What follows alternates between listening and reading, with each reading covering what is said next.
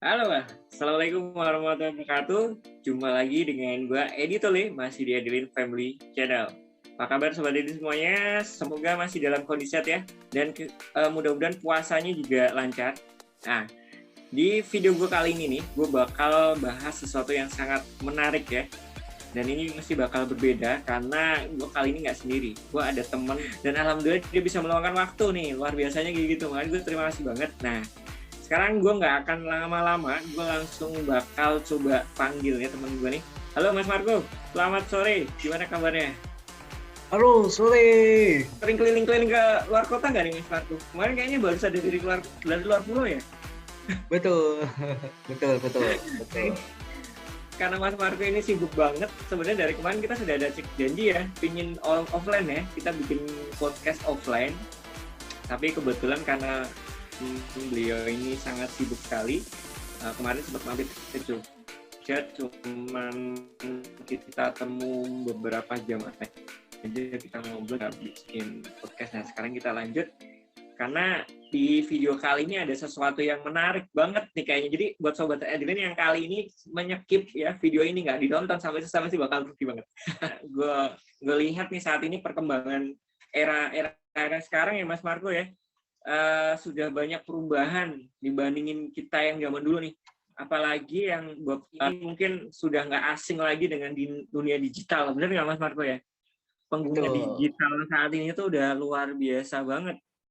Apa ya? Nah, kira-kira kalau di era digital seperti ini, orang mesti efek nggak dengan apa yang mungkin dirasakan selain dari segi kesehatan ya, kesehatan tubuh mungkin yang sering bergadang itu juga nggak bagus ya pasti Mas Marco ya. Nah selain itu karena kita di sini di Edilin Family kita banyak membahas tentang sesuatu yang berhubungan dengan optik. Kita akan bahas kira-kira kalau menurut Mas Marco ya dari sudut pandangnya Mas Marco kalau melihat era-era sekarang ini perkembangannya seperti apa? Coba Mas Marco mungkin bisa agak sedikit dikasih gambaran. Terima kasih Mas Edi sudah memperkenalkan saya. Ya, betul Mas Edi. Sekarang kalau kita lihat dunia semakin berkembang, dunia semakin berubah. Kita contohnya kita punya handphone ya. Kita punya Iya, handphone, benda yang paling kecil yang mungkin kita bawa kemana-mana. Berapa sih banyak perangkat digital yang kita punya? Masuk handphone, mungkin handphone itu kita udah satu atau dua itu kayaknya udah barang yang lumrah ya kalau kita bicara betul tentang banget. handphone. Kemudian ditambah lagi ada laptop, ada iPad, atau ada desktop, banyak banget ya, banyak banget. Nah, kalau kayak gini dengan banyaknya variasi device atau perangkat digital atau kita sebut gawai, Oh, apakah akan mempengaruhi mata kita, kehidupan kita? Pasti akan mempengaruhi semuanya. Pasti, pasti iya. Mas. Tahu dari Mas sekarang, orang kalau mainan handphone, gadget dan lain-lain, kadang suka banyak yang lupa waktu. Dan itu kerasa, Mas. Ternyata kalau aku dari segi optik ya, orang sekarang sudah mulai sadar bahwa perangkat digital itu sebenarnya memang efeknya juga kalau kita terlalu terlalu apa ya namanya terlalu berlebihan juga sebenarnya nggak bagus juga.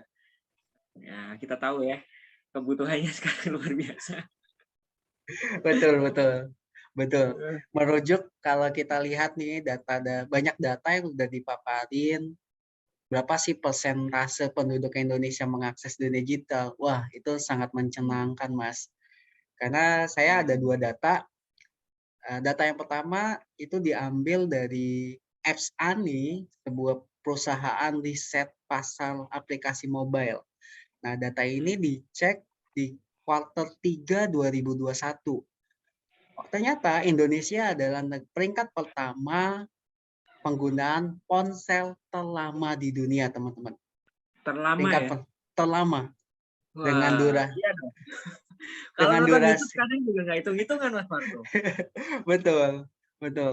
Durasinya itu bisa dengan menggunakan ponsel tuh rata-rata orang kita tuh menggunakan 5,5 jam untuk mengakses dari mobile, dari perangkat handphone.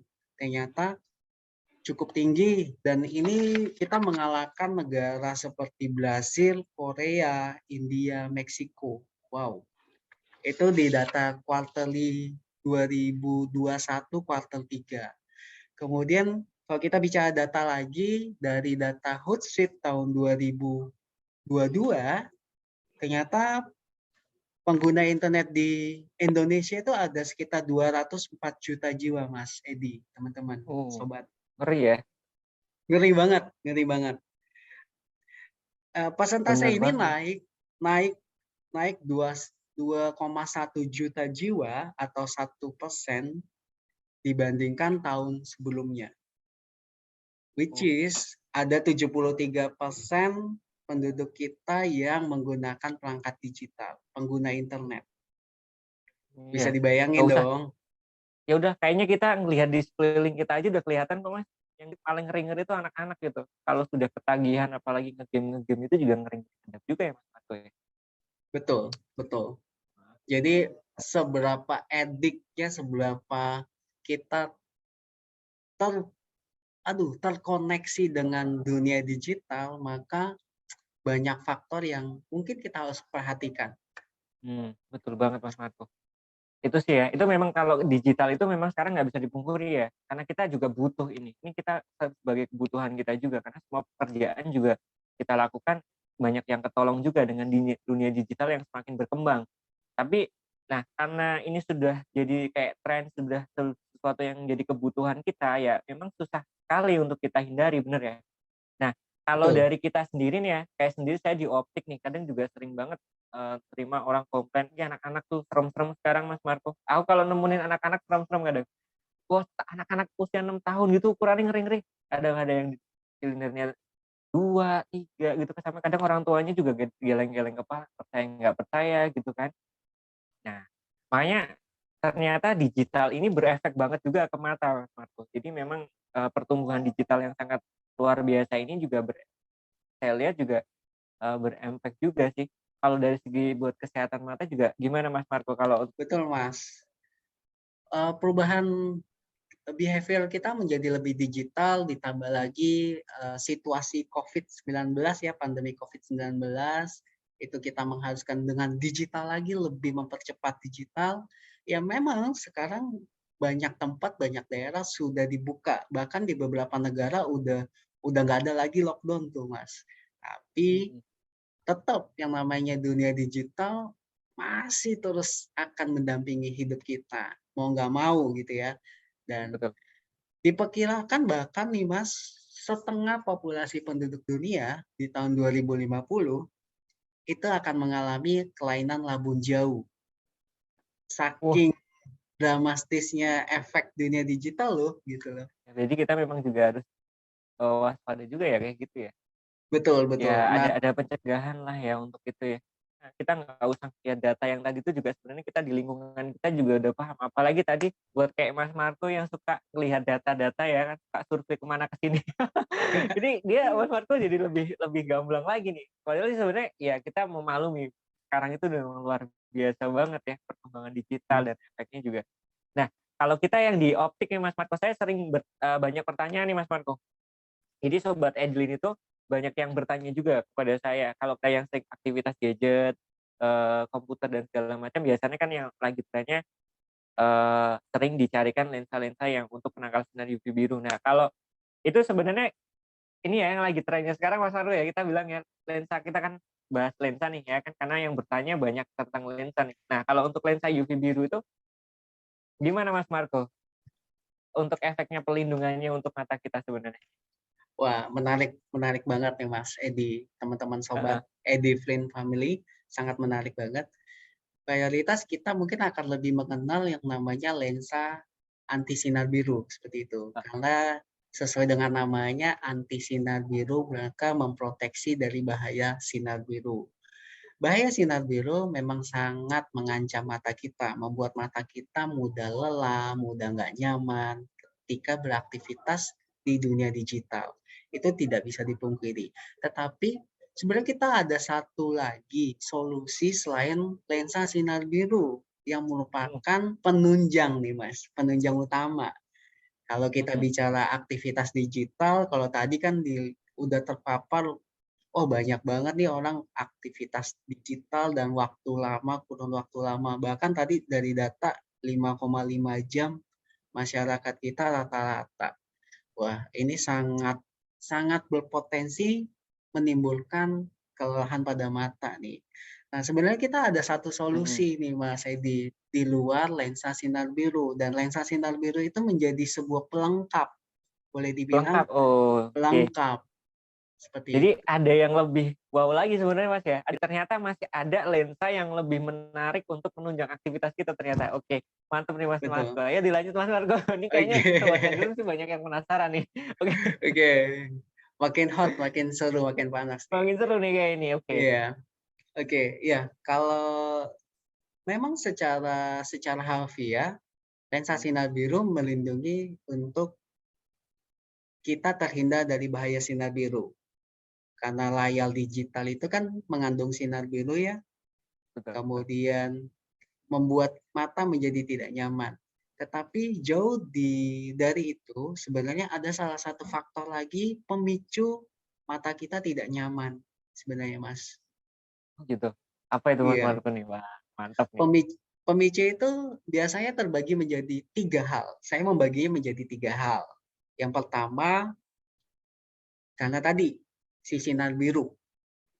Mhm, Sinar biru yang dipancarkan dari layar digital atau layar gadget atau layar gawai.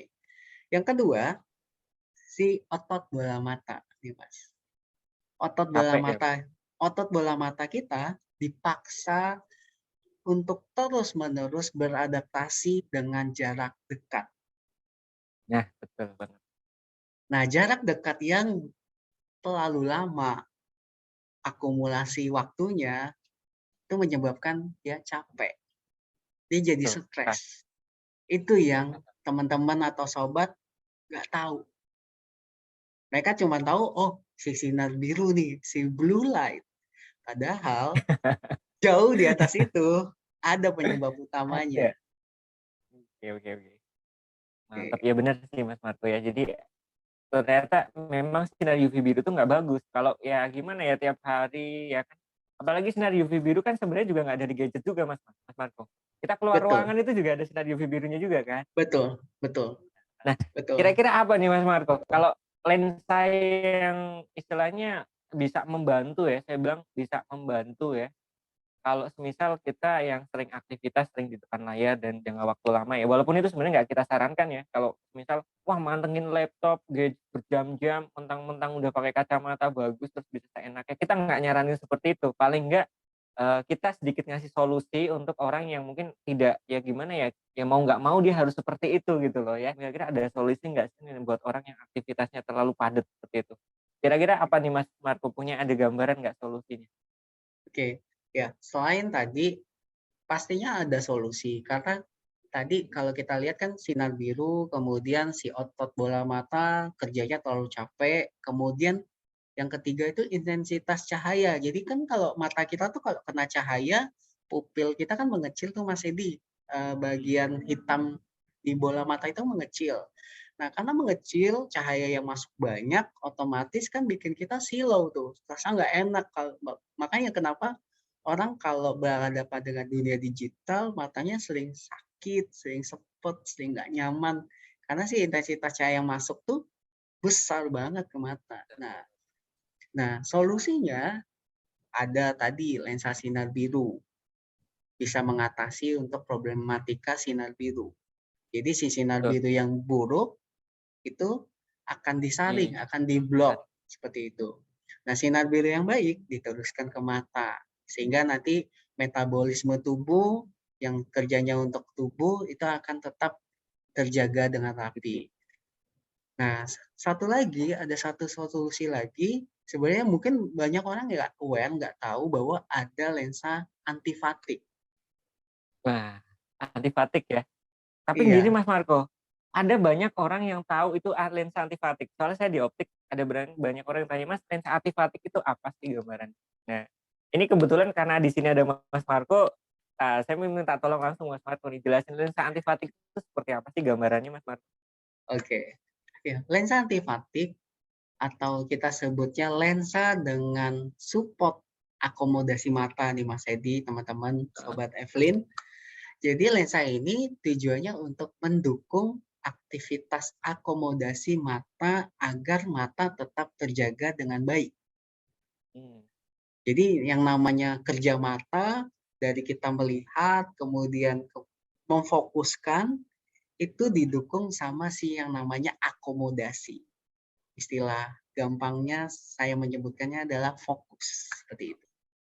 Jadi biar agak ringan ya paling nggak ya, mata itu biar agak slow.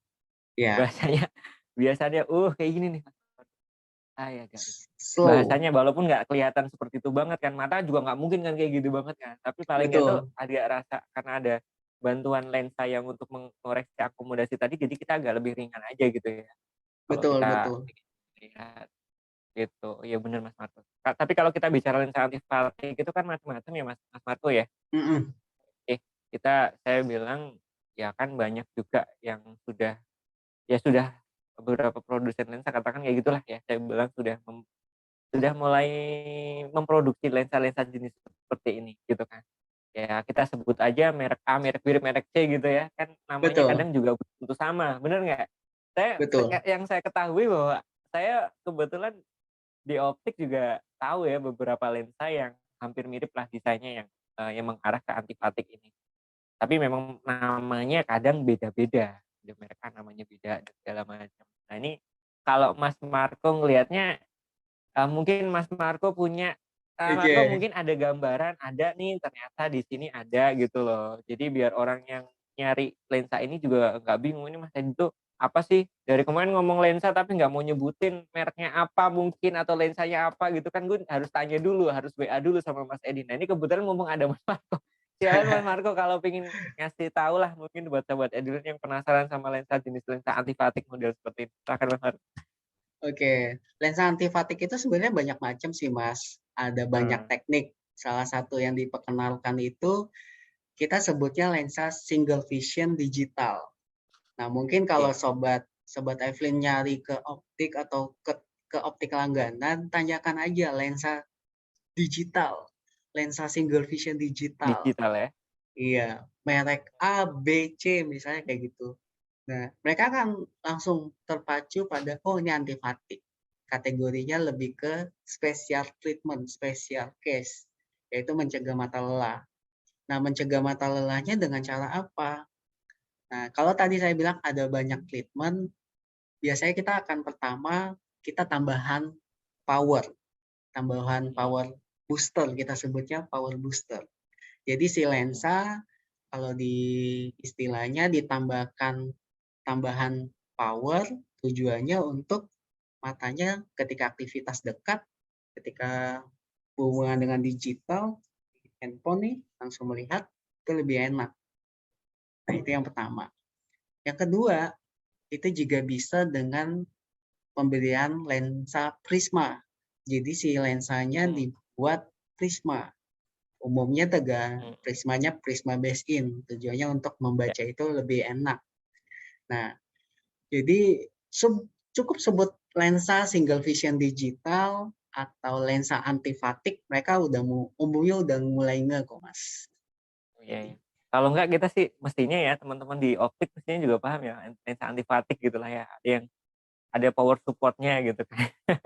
Bener Betul. lah ya. Kalau mungkin sobat Edilin yang mungkin punya optik langganan ya, kita nggak perlu sebut lah optik langganan apa. Kalau teman-teman di optik mestinya mengerti ya. Untuk lensa yang ada power support-nya, ya kan, yang sudah teknologi digital memang mestinya sudah bisa untuk anti-fatigue. Tapi memang kita ada merek-merek tertentu memang ya yang Ada sudah merek-merek memproduksi tertentu. yang Ya, sudah karena ada merek-merek tertentu, ada brand-brand tertentu yang mungkin kalau kita mengacu nanti kita lebih cenderung ke satu brand nih gitu, Mas. betul. Ini kita Saya sependapat juga betul seperti itu ya. Makanya tuh. eee, yang mungkin sobat Edilin yang masih penasaran ya kan, sebut pengen tahu lensa anti-fatigue tadi sempet sudah dijelaskan ya sama Mas Marco bahwa lensa ini tuh ada support untuk mengoreksi akomodasi Mas ya, biar mata juga agak lebih ringan lah katakan kayak gitu, yang sering Mhm. aktivitasnya baca deket kayak gitu, biar nggak kepanteng, nggak yang gitu banget ya.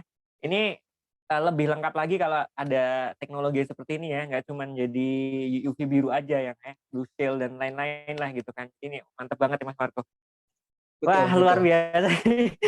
Ini kayaknya, akan banyak menjawab ya pertanyaan dari Sobat Edilin, Mas Marco. Dari kemarin saya banyak yang tanya nih mengenai lensa UV biru. UV biru apakah nanti bisa membantu nih kalau yang saya sering diaktif di depan komputer. Sebenarnya saya sendiri juga ya memang lensa anti UV biru itu membantu kita pada saat di depan gadget, laptop. Sebenarnya UV biru tuh nggak cuma di laptop gadget aja, cuman orang terfokusnya cuma di situ selama ini, ya kan. Kadang juga ada yang pikirnya kalau udah pakai lensa ini saya bisa seenaknya gitu, wah mau Ya, berjam-jam pun nggak masalah. Ini yang mungkin perlu kita kasih tahu juga. Jadi walaupun sudah menggunakan lensa UV biru juga ya saran kita tetap mata juga harus disayang ya. Kan kita cuma punya sepasang ya Mas Margo ya, pasang. punya sepasang doang. Tuh. Iya, Kadang orang asal-asalan juga gitu kan. Udahlah nanti nunggu sakit, kalau banyak kan nunggu sakit dulu. betul, betul. Kadang kalau udah ngalamin nggak enak tuh, udah sakit baru nyesel. Nah Padahal kita betul, bisa preventif, bisa mencegah dulu ya Mas Edi ya. betul. Kalau yang saya sering temuin nunggu sakit dulu Mas Margo. Betul. Ya. Oh. Oke deh, mantap. Kali ini perbincangannya sama Mas Marco. Kita hari ini sudah bahas mengenai lensa antifatik ya. Tadi kita sudah ngobrol panjang lebar ya kenapa kok kita coba untuk memperkenalkan lensa ini karena ya itu tadi banyak banyak hal ya Mas Marco ya yang mungkin jadi pertimbangan nih kenapa kok kita ingin mengenalkan lensa ini. Dan untuk yang Sobat Edrin masih penasaran, pengen tahu ya, pengen mendapatkan lensa ini, bisa kok konsultasi ke optik-optik langganan ya. Mestinya teman-teman kita di optik sudah bisa tahu ya Mas ya, udah bisa menjelaskan ya Betul. untuk lensa ini. Baik. Oke, gitu aja Mas Marco, terima kasih. Terima kasih Mas Luar Edi. biasa pokoknya. Nanti Terima kasih banget. kesempatan kita ngobrol sesuatu. Kalau ada sesuatu, oke, nanti Boleh. kita bisa ngobrol lagi ya. Boleh. Mungkin ada sesuatu yang lebih menarik lagi. Mungkin buat Sobat Edilin yang saat ini sedang nonton channel kita, mungkin kalau ada pertanyaan bisa ditulis di kolom komentar ya Mas ya. Nanti bisa Betul. juga follow Instagram saya di editulis1 atau mungkin mau Instagramnya Mas Marco. Nanti boleh. biar teman-teman yang mungkin mau konsultasi sama Mas Marco juga boleh. Instagramnya apa Mas Marco?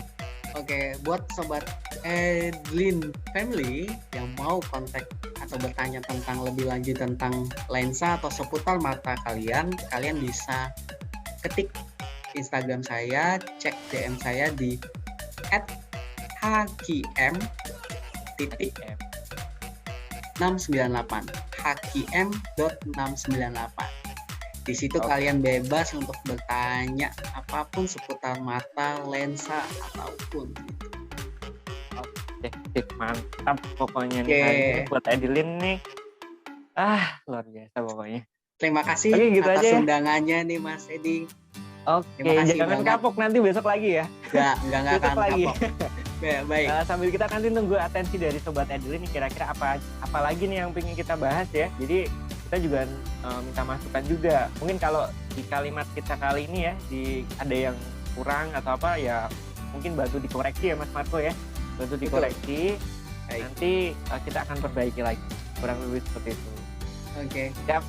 Baik, tetap stay di Edilin Family Channel masih dengan saya Edi Tole dan teman saya yang kali ini nih yang lagi nemenin dengan Mas siapa? Marco. Oke.